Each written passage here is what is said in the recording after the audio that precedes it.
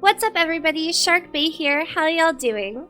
Welcome to today's video where we're going to be taking a look at one of the spawns affected by the nerf Cipsoft implemented back in January in an attempt to bring a much needed rebalance to the game and see whether or not this place will still be a viable hunting ground moving forward.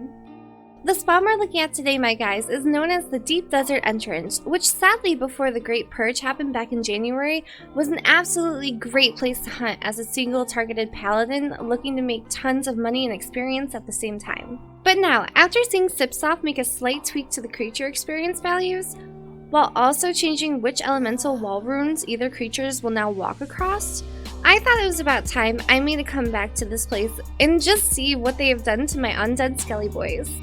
Anyway, let's get into it, shall we? If you're interested in this spawn and looking to come here yourself, as a rough guideline, I would recommend this spot for players over level 120. However, there is absolutely nothing stopping you from coming here sooner, so long as you feel up to the challenge that is. As I have seen players around level 100 do hunts here, the absolute mad lads. But yeah, with all that out of the way now, let's get stuck right into today's video. First up, when looking to hunt this place, you'll want to get yourself over to Darashia. Once there, to find your desired destination, all you have to do is simply journey a little to the left of the desert, which I've marked on the map for you guys here, and you'll find the entrances in no time.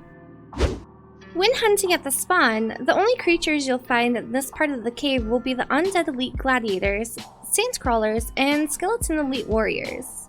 But I will warn you right now, if you venture too deep into the cave and manage to pull more than one of these bullies at once, you should definitely run like hell back to the entrance, as either one of these guys are able to pack one hell of a punch individually, let alone when there's a group of them, so be careful. But here's the real trick on how we can manage to cheese the hell out of this place. By using the wall runes on the spots I've marked on the ground with colored tapestries, you will be able to simply walk back and forth over the walls. This will cause the creatures to constantly have to walk back on themselves to get to the other side that you're on now. And although this will make any worry of melee damage finding its way to you a thing of the past, we're not quite out of the water just yet, kid. These creatures still have a very, and I mean very, strong ranged attack. You will pretty much have to heal yourself after every hit. Also, don't be greedy with your mana while here, as you could easily be sent on a one-way trip straight to the temple, should you not always be sat at full health during each encounter, and nobody wants that, now do they? So during these hunts, the spell Exor Grand Sand should become your new best friend. Oh yeah, and you'll also want to use Exori Sand while here due to the Skeleton Elite Warriors' 25% weakness to holy damage. And then switching to Exoricon when killing the undead elite gladiators, as they resist holy damage up to 10% apparently. Which is surprising, but yeah, the more you know, hey? Okay, so let's take a quick minute to talk about the loot that you'll be picking up when here. Aside from a metric ton of platinum coins, you will also be bringing home a nice collection of knight axes and skull helmets, along with a bunch of shattered pelvises too. Just what on earth are they getting up to down here together, and can I join in, daddy? So, because I've recommended the spawn for Paladins over level 120, I choose to limit myself to only using gear found within that level range as a guideline for all of you on what's best to wear when coming here. And I came up with a set that looks like this, looking to mainly focus on reducing the life drain and death damage from these fellas, as like I said before, these guys ain't playing. So just be sure to keep on the right side of those poison and energy walls and you'll be fine, don't worry. And as for just how many supplies you should look to bring, here's a little look at how much I would go through during a 30-minute session.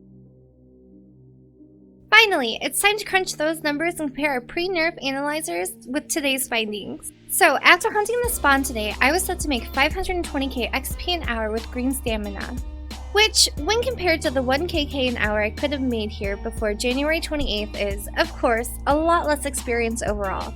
But that was always to be expected anyway. Though, I think the new idea for this place is for it to primarily be a highly profitable spot instead of an XP-focused spawn. As from what I can gather, their loot tables weren't altered when they rebalanced the stats, only the XP values were adjusted. So we can compare the loot across all 4 hunts here, as this spawn should still be just as profitable as it was before. And after looking over all the totals, I would say that on average you can loot around 190k an hour here, which is still pretty decent money. However, when considering how dangerous this place is compared to other spawns within the same level range that were also affected by the nerf, Thias Furies, for instance, is by far a more appealing spawn to visit in my opinion, as not only does it offer a higher amount of loot, but also a much higher total of experience per hour too. But I suppose should Furies be taken any given time, you could always come here as a second choice instead. Anyway, now time for the bestiary. You'll see that we managed to kill around 20 of each creature every half an hour while here. So to finish these boys by hunting them this way, you're looking at spending forever here to unlock them for the bestiary. And so, that was basically the deep desert entrance in a nutshell for you guys. All in all, I had a great time checking out the changes made and showing you a comparison of the before and after. Unfortunately, the amount of loot you get here doesn't quite outweigh the sheer lack of XP an hour to warrant you hunting in such a risky place, when Thias Furies is clearly the superior spawn. Anyway, if you guys have any suggestions on other spawns you would like to see me cover in the near future, be sure to leave them in the comments. Also, if after watching this video you fancy giving the spawn a try for yourselves, please do come back and leave a comment with how things went for you. And with that, boys and girls, I'll be back with another video real soon. But until then, take care of yourselves. Ooh woo!